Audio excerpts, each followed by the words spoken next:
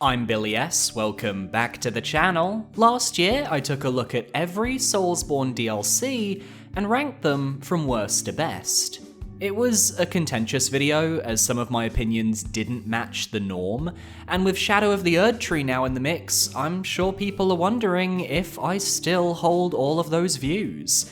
Now, I'm purposefully choosing not to look at last year's video, so it'll be more fun to compare and contrast which of my views remained the same, and which changed. That way we get my fresh thoughts instead of rehashed opinions from 2023. So be sure to subscribe to the channel for my Soulsborne and Nintendo-based rankings, and let's jump in. Every Soulsborne DLC, including Shadow of the Erdtree, ranked. Let me know your favorites down below. At number 8, we have the Crown of the Sunken King from Dark Souls 2. Now, I'm a firm believer that the DLC areas of Dark Souls 2 are some of the best designed locations in the trilogy, as long as you don't think about the multiplayer co-op zones. So despite Shulva being at the bottom of this list, it remains a top-tier Dark Souls 2 location. You've got two very distinct areas to explore, the outer city, where you're faced with poisonous and hard-hitting enemies, while shooting switches Zelda-style to raise and lower platforms. There's a lot of hidden goodies to find here, and while I can't recall the route to the Dragon Sanctum particularly well, I always have a good time here on each new playthrough. Once inside the main temple, it's like wandering into a funhouse where progression is tied to hitting more switches, finding the correct paths, and navigating this labyrinthine structure. I'm less attached to the undead knights whose coffins you have to destroy to make them corporeal, as they can feel extremely oppressive in that larger spiked room, but get through there and the rest of the DLC is a complete cakewalk. Alana and Sin ended up being two highly regarded fights from my part, keeping the trend of FromSoft DLCs delivering with highly frantic and fantastic boss fights. Especially with Sin, who needed to redeem this game's absolutely appalling dragon representation from the base roster. It takes a hit though with the Cave of the Dead sub-area, which, even with the optional co-op component, is still a miserable experience due to the constant status-building statues that have no easy counters aside from destroy them or run through and pray. And we all know the Gank Squad can be a very frustrating fight to take on after getting through that gauntlet, even if it has some valid defenders out there in my audience. Ultimately, this is just the DLC I'd least like to revisit, and that is the determining factor for today's ranking. At number 7, we have Ashes of Ariandel from Dark Souls 3. It's fallen a ranking since my last video, but I still think the Painted World of Ariandel is a really fun experience. It tries to capture the energy of the Dark Souls 2 DLCs, with everything being self-contained in one vast area, and in that sense, they nailed it. The initial snowfield containing so many little pockets to explore, from the wolf-infested woods, the Dryad Hill leading towards the Rot near the second bonfire, the Millwood Knight encampment, and that blasted tower I refuse to climb ever again. And the encounters with the giant Great Wolf all lend the first half some character, but it's the second part of the DLC that really gives it that stamp of excitement for me. You have to get beneath the chapel so you can open the path to Father Ariandel. To do this, you need to go through the Corvid settlement and up the mountain pass behind, and these two zones have really good level design, what with the settlement being a nice bite-sized area filled with the terrifying Corvid Knights, and the mountain pass being the most maze-like, twisty-turny, snow-capped route I've ever seen in a Soulsborne game. The way the Farron followers would just appear out of nowhere to ambush you, or a Millwood Knight targets you with an earthquake slam from afar, it's just exciting to explore, and you always make progress due to well-placed shortcuts. The Sister Fried boss fight justifies this DLC's higher price with one of the most iconic and difficult battles in the series, 3 phases of pure adrenaline, as you learn her invisibility-based moveset, tackle her magic alongside the Father's Anger in Phase 2, and then spam roll your way to victory in the Black Flame phase. Makes the Champion's Gravetender and Great Wolf look really shit by comparison.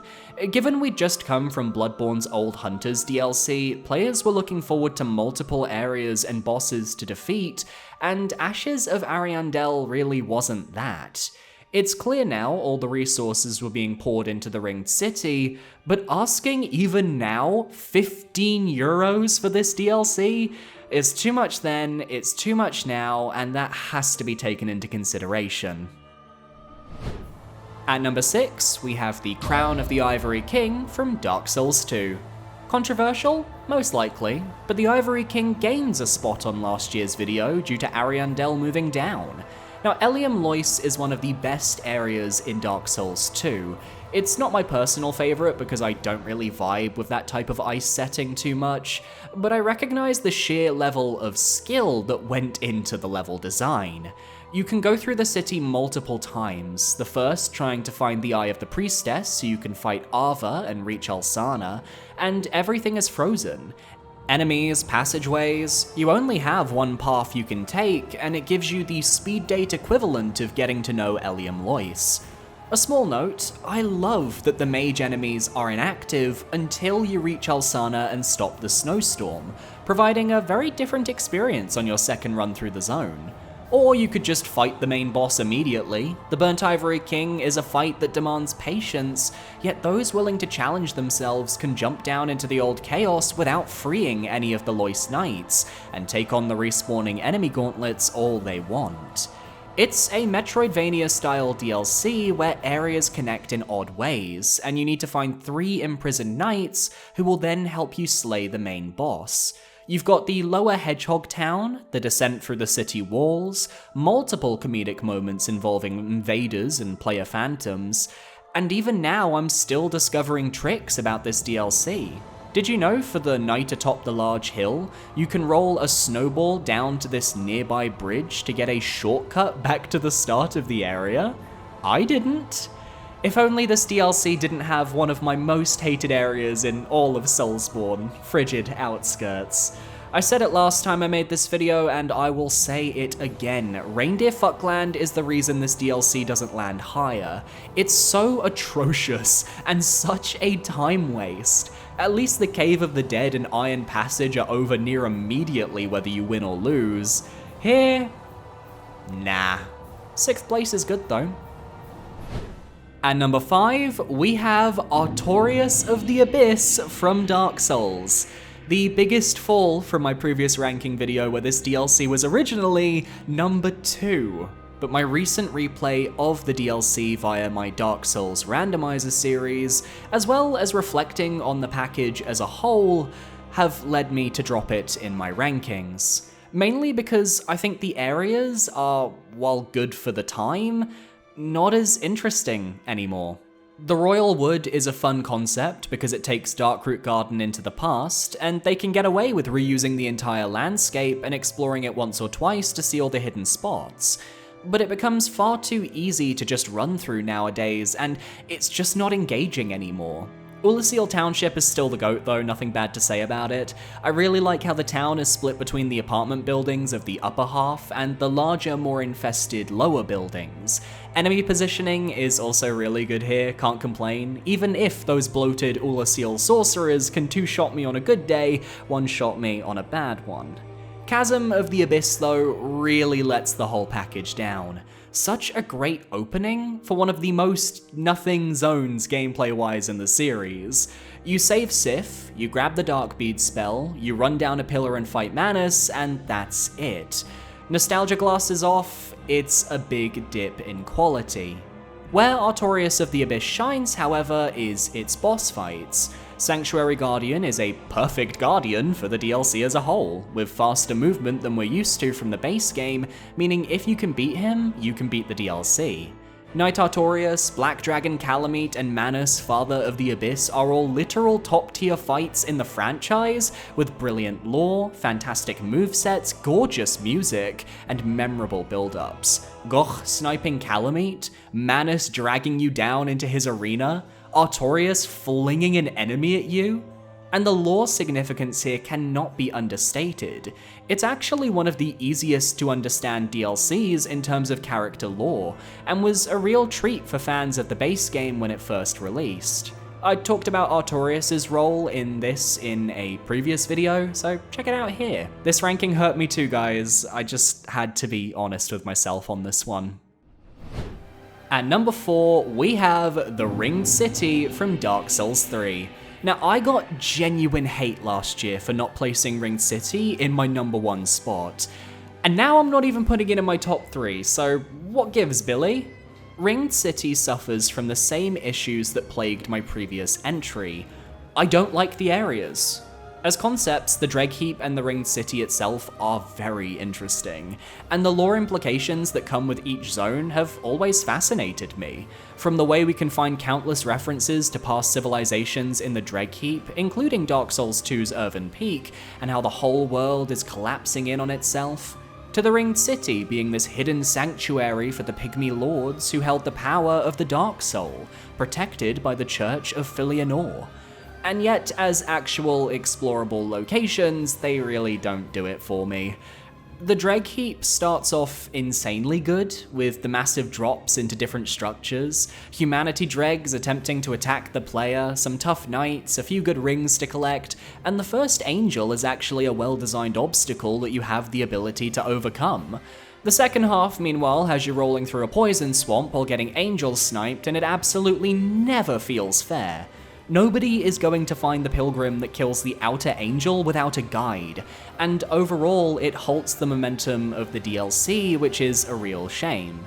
Then, the Ringed City looks cool, but the most interesting looking areas are part of the skybox and not actually explorable. Instead, we get a giant fuck-off swamp that has nothing of interest beyond a boss rematch, a giant staircase with too many of those large humanity knights, and enemies that inflict curse because I just fucking love curse.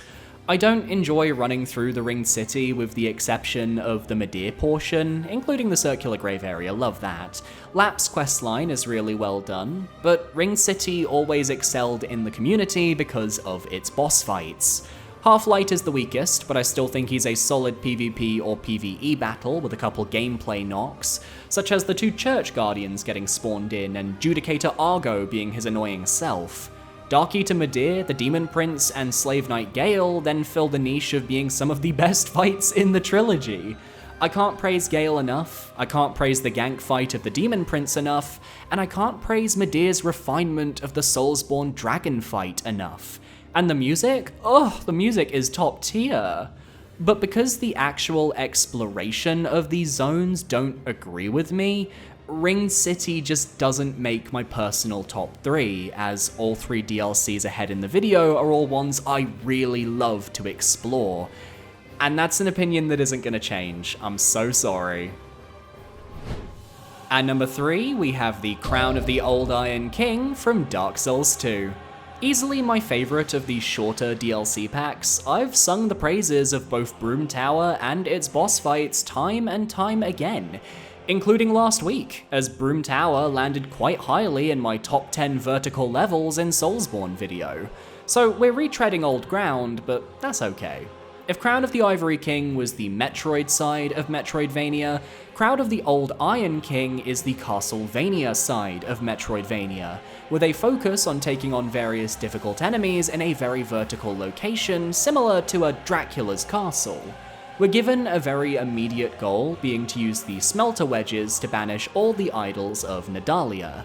This is technically optional, but many of her idols appear on the main path, and 4 of them flank the boss arena of the Fume Knight, making them extremely dangerous to the average player. They can buff nearby enemies, making the first few idols a bit of a crapshoot as you take advantage of being animation locked to get a few iframes. I know some of the rooms in Broom Tower can be especially hectic. This room in specific is my least favourite part of the DLC, and I'm not going to defend it. But most of the time, I find the enemies well-paced, well-placed, and really fun to fight. I love how the further down you go, the more spectral and spooky the enemies get, giving you this sense that you're descending away from the warmth of the midpoint of the tower and down into the darkness of the Fume Knight's ashen lair. I love how you have a small side tower to collect the rod that activates the central tower's elevator, and how, as I explained last week, that segment turns into this horror scenario where you have these large enemies crawling towards you, and if they catch on fire, they become terrifying kamikaze bombs. Hell, it's not a good area, but the Iron Passage is completely inoffensive compared to Cave of the Dead and Frigid Outskirts. You can burst through it quickly, and the Blue Smelter Demon is low-key one of the best fights in the game because it changes up the timings of the original Smelter Demon fight to create its own difficulty. And what can I say that hasn't already been said about both the Fume Knight and Sir Alon, widely considered to be the best bosses in the game, and some of the best bosses in the series? Like, yes, Alon's run back is actual hell incarnate, but dodging his slices and thrusts in his battle is so satisfying. And Fume Knight created the Fume Knight Ultra Greatsword, which is an extremely iconic weapon from the Dark Souls trilogy. Brilliant music on all points, brilliant visual direction on all points. I'm just dying for From Software to make a vertical level like this again. Don't be afraid of those gravity haters. Crown of the Old Iron King beat the Ringed City because it has both areas and bosses I enjoy going through. But our top two are just in a completely different league to everything else, and that's okay. At number 2, we have Shadow of the Erdtree from Elden Ring. From Software's biggest blowout in terms of DLC to date, there is so much to talk about when it comes to what it does right. The Land of Shadow is a massive sprawling expanse that is so interconnected like the original Dark Souls through its verticality. The map doesn't give you all the pieces to the puzzle, instead you have to explore and find each new zone yourself. From the stunning vistas of Charo's Hidden Grave and the Cerulean Coast, to the natural lush greenery of the ancient ruins of Rao, to the dark foreboding Shadow Keep. Everywhere you go is steeped in visual grace. Each major zone has a ton of old and new enemies to take on, with some major standouts like the Curse Blades, the Horned Warriors, the Inquisitors, the Black Knights, the Fire Knights. There's a lot of cool enemies to challenge. There's also a host of large and small legacy dungeons and minor dungeons to explore. Bellarat is a great opening area with relatively tame enemies to lead you into the DLC comfortably. Castle Ensis is a great way to climb up to Shadow Altus. The Shadow Keep is downright insane with how many ways in and out of that fortress there are, and each segment is its own unique style of level, from the vertical storehouse, to the traditional gatehouse, to the flooded parkour of the church district. There's always something new to find. Shadow of the Erdtree introduced a plethora of new weapons and weapon types as well, including the light greatswords, the throwable smith script weapons, the backhand blades, dueling shields, great katanas, tons of new sorceries and incantations, and so much more. You can easily make a build with DLC items, and that's something both Shadow of the Erdtree and my number 1 DLC do brilliantly. I haven't really brought up equipment or weapons up to this point in the video, because to be honest, new weapons and new gear isn't really what I play these DLCs for, but Shadow of the Erdtree, as well as my number 1 pick, both went out of their way to emphasize how many new ways to play the game were added with their weapon variety, and I just can't ignore it, can I? Boss fights are fantastic, the bar has been set truly high, with fights like Messmer, Bale, Rolana, and Midra being true highlights, each also with their own unique flair and atmosphere. However, this is just a personal opinion, and this may be a negative for me, but a positive for someone else. This DLC has so much content like the base game of Elden Ring, that for players like myself who enjoy a very focused, cohesive, and structured experience, it can feel very daunting and overwhelming. Despite the new lore added into the DLC, I can't help but feel From Software also wrote certain aspects into a corner, and tons of bosses didn't get the elaboration they needed. Why did we only get 4 boss introduction cutscenes, being the Dancing Lion, Messmer, Midra, and Radahn? Romina, Rolana, and Meta could have used them too. Why is there so much cut content? The story of Miquella feels so condensed from what people have discovered, which is a real shame for me. The NPCs are fun though, really love the band of characters we get to know, and I hope it leads to a breakthrough in how From Software handle questlines in future games. because the letter showdown and its determining factors are brilliant.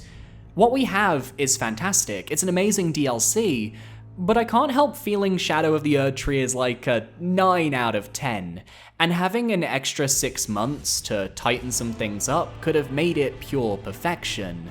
It's a grand achievement for From Software, and I genuinely think playing this with my partner was one of my favourite moments of the year. We actually did a video on that, link in the description, but I just prefer the more linear, focused experience of my #1 DLC. That being said, Shadow of the Erdtree is easily the best bang for your buck, as it were. This DLC is a steal for its price, and if you're someone who values your money and what you invested into, you can be assured Shadow of the Erdtree will treat you right. At #1, we have the Old Hunters from Bloodborne. I know, I'm predictable, my opinion hasn't changed. Old Hunters did for the older Soulsborne games what Shadow of the Erdtree is doing for new Soulsborne games. They both revolutionized their specific game and what we expected from Software with a complete overhaul. In Bloodborne's case, the Old Hunters added 11 new trick weapons and 5 firearms to play with, which is a big deal. Bloodborne's weapons go far more in depth with their movesets than those of the other Souls games, with 2 entirely different weapon forms to switch between that can alter how you play. Plus firearms you use to parry, you can see why the Old Hunters revitalized the player base. So many iconic weapons in the franchise like the Whirligig Saw, the Moonlight Blade, the Boom Hammer, the Amygdalan Arm, the Church Pick, the fucking Rakuyo. I don't even use most of these weapons, and yet I remember them so fondly. The areas are fantastic. The Hunter's Nightmare is this perverse recreation of Yharnam, with blood-tinged rivers, dangerous hunters prowling the streets, and so many nooks and crannies to explore, each rewarding the player with weapons and toys to play with. The Research Hall is one of Soulsborne's best vertical levels, featuring a maze-like complex filled with horrifying patients that tells a very dark story. And of course, who could forget the fishing hamlet? While not a large area in comparison to the previous 2, it's incredibly dense and packed with stuff to do on the road to the Great Ones, and is a brilliant ode to H.P. Lovecraft. The bosses too are all iconic, be it Ludwig, one of the most beloved modern gaming fights, Lady Maria's absolutely badass introduction and fight that escalates her moveset as you go, Lawrence the First Vicar, who's a little bitch with some rather testy fire AoE you'll either love or hate, but thank God he's in this game because he has one of the best boss themes in ever.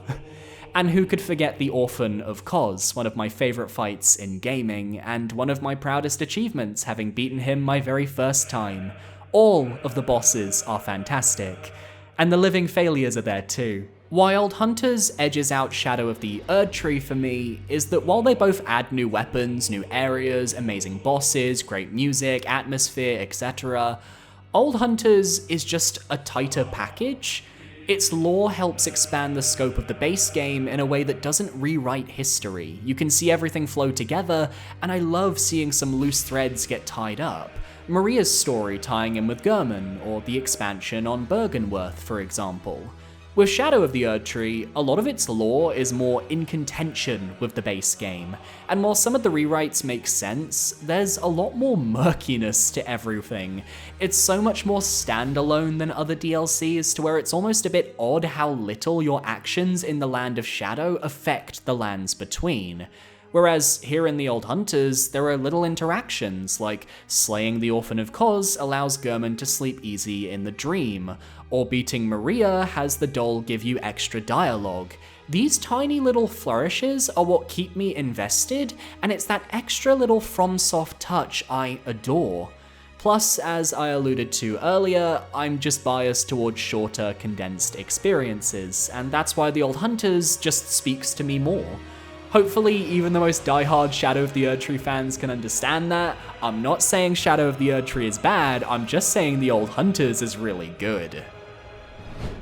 And that's my list. Which DLC is your favourite? Let me know down below, and be sure to parry that subscribe button so you can stay up to date on all of my future videos. My social medias are on screen now, feel free to follow me if you're comfortable. I recommend my Twitter or my Discord or my YouTube community tab, any of them are fantastic, although maybe I'll have to bring back the blue sky given Elon's doing the fucky with the blocky. A massive shout out to my YouTube channel members, thank you for supporting me for another month, you guys are amazing, and I'll see you next time for another video. Adios!